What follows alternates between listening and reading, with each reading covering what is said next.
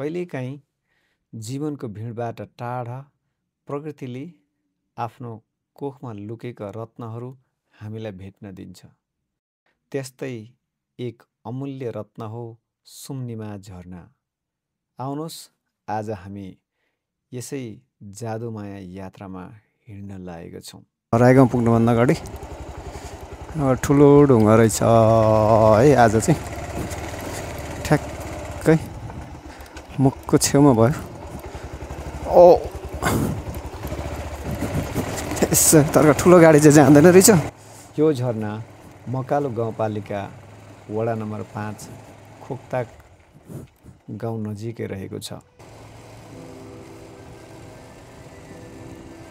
अब पुगिन्छ रायगाउँ।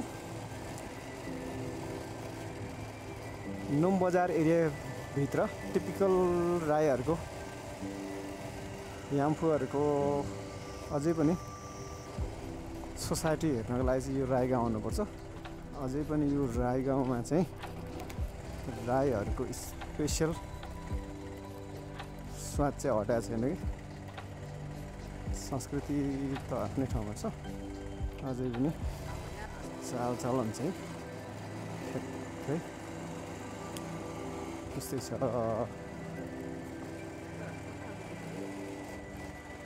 बाटोमा लिङ्गे पिन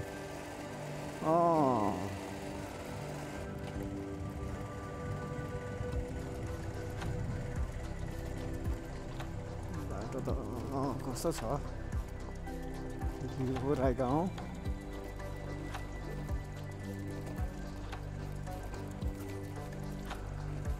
बाटो खतरा रहेछ।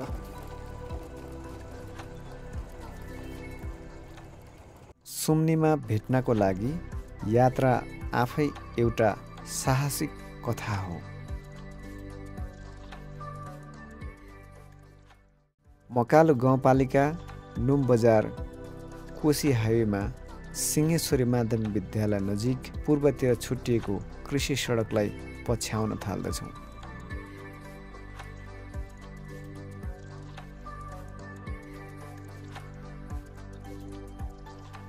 हरियाली र साना साना बस्तीहरूलाई पछ्याउँदै हामी अघि बढिरहेका छौँ। हावाको स्पर्श, सूर्यको कोमल तातोले मनमा अनौठो उत्साह भरिरहेको छ। करिब 5 किलोमिटरको ड्राइभिङपछि सुन्दर गाउँ खोकताक पुग्न सक्छौँ। तर बर्सातको पानी र खोला नालाले बाटो बिगारेको हुनाले हामी बाटोमै बाइक छडेर खुट्टाले अगाडि बढ्यौँ।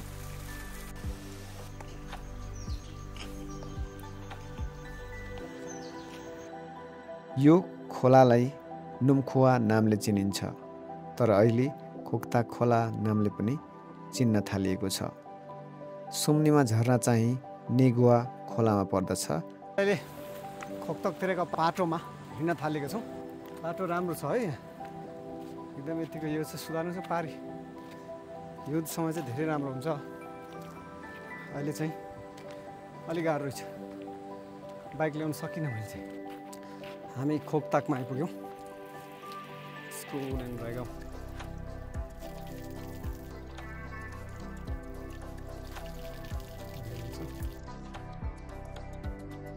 खोकताक गाउँ प्रवेश गरेको केही मिनेटमै 2वटा सडकहरू अगाडि छुट्टिन्छन्।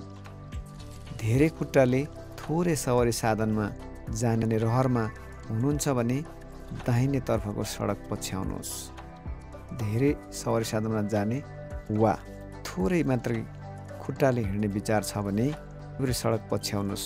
करिब 1.5 किलोमिटर जति तल झरेपछि मोड लिनुहोस्।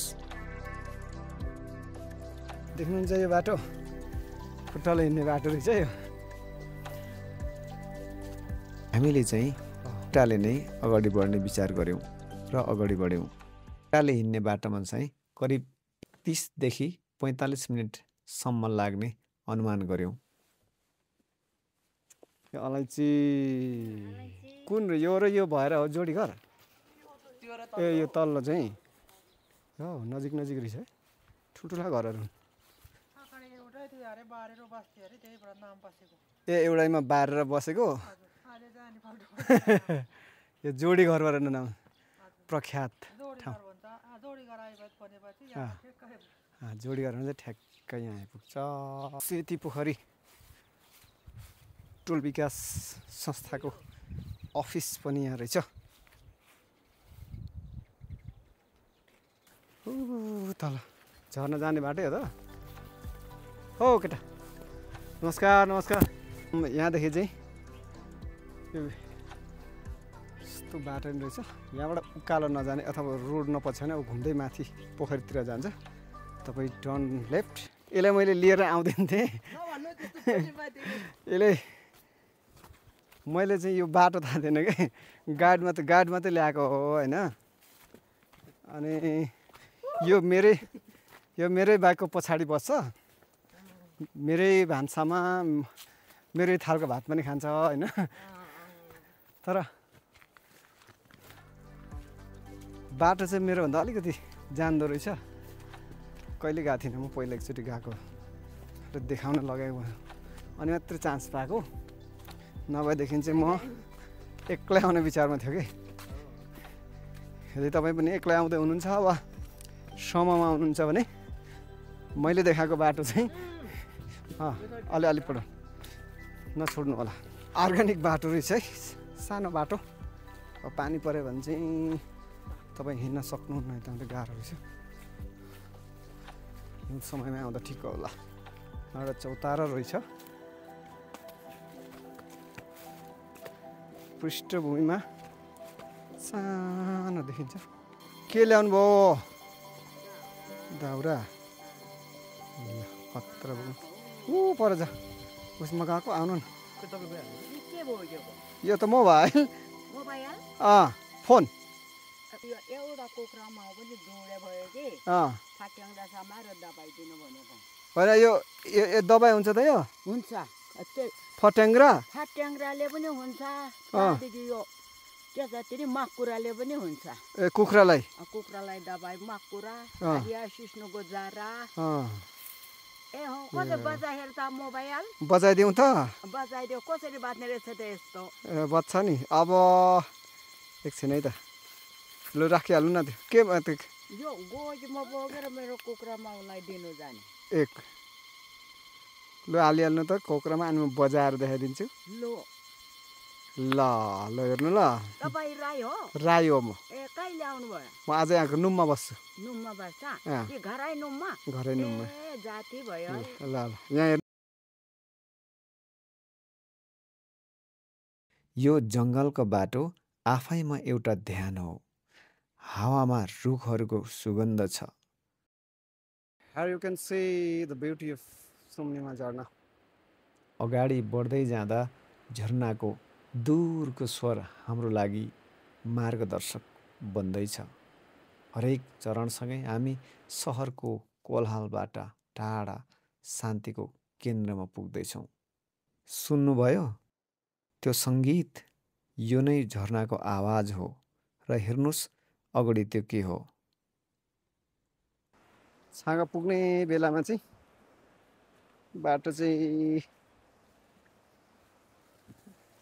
रस्ट रहेछ यार खतम रहेछ माथि सार्नु पर्यो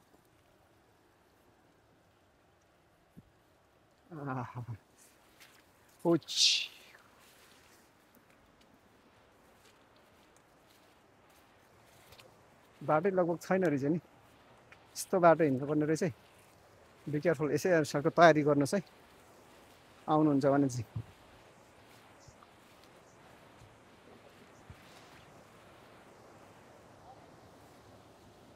यो पर्यटन प्रवर्धन गर्नका लागि फाँडफुँड गर्ने बेला भन्छ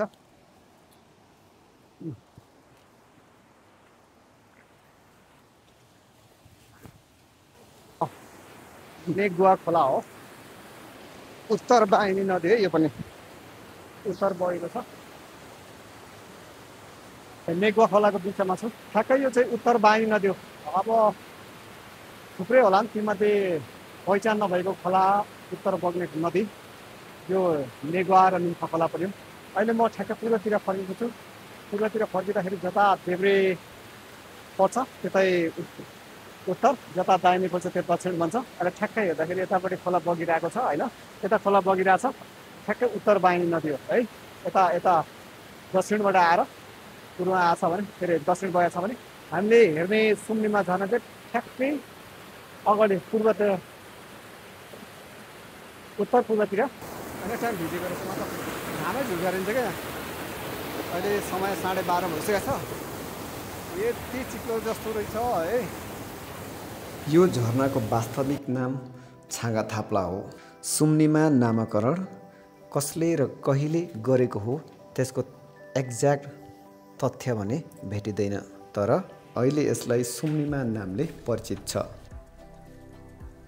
हामी पुगेका छौँ। यो हो सुम्निमा। सेतो साडी लगाएकी एक देवी जस्तो, जसले आफ्ना केसहरू चट्टानबाट ढाल्नु भएको छ। बाल्यकालमा पढेको कथा र्यापुन्जलको जस्तो सुन्दर र लामा। यो दृश्य कुनै चित्रकारको कल्पना मात्र होइन, यो प्रकृतिको सजीव कृति हो। पानीको नाच, यो अविरल प्रवाह।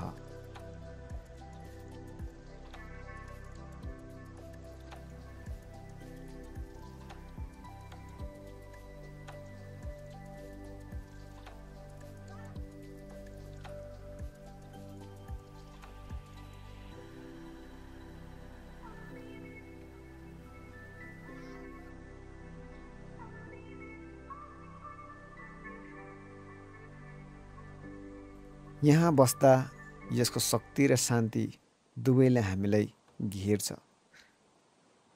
हावामा उडिरहेका पानीका सूक्ष्म थोपाहरूले इन्द्रेणीको खेल खेलिरहेका छन्। यो क्षणमा तपाईँ आफैसँग र प्रकृतिसँग जोडिनुहुन्छ। सुम्निमा केवल एउटा झरना होइन, यो एउटा अनुभूति हो। हेर्नुहोस् कसरी पानीले आफ्नो बाटो बनाउँछ, कुनै पनि अवरोधलाई आफ्नो कोमलताले परास्त गर्दै अगाडि बढिरहेको छ। जीवनको लागि यो एउटा सुन्दर सिप होइन र?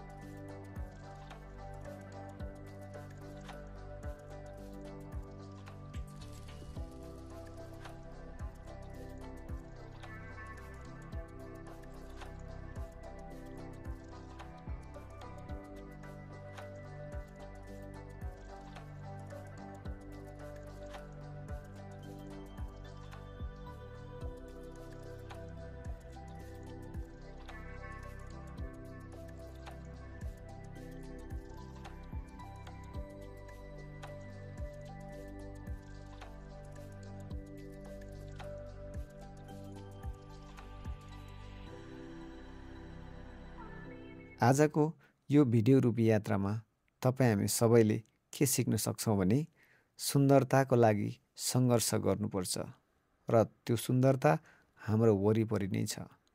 शक्ति र कोमलता सँगसँगै रहन सक्छन्। हामी यहाँबाट के सिक्न सक्छौँ भने प्रकृतिको सम्मान गर्नुहोस्, उसको सुन्दरताले बचाउनुहोस् र आफ्ना अनुभूतिहरू सङ्गालोमा राख्नुहोस्। धन्यवाद।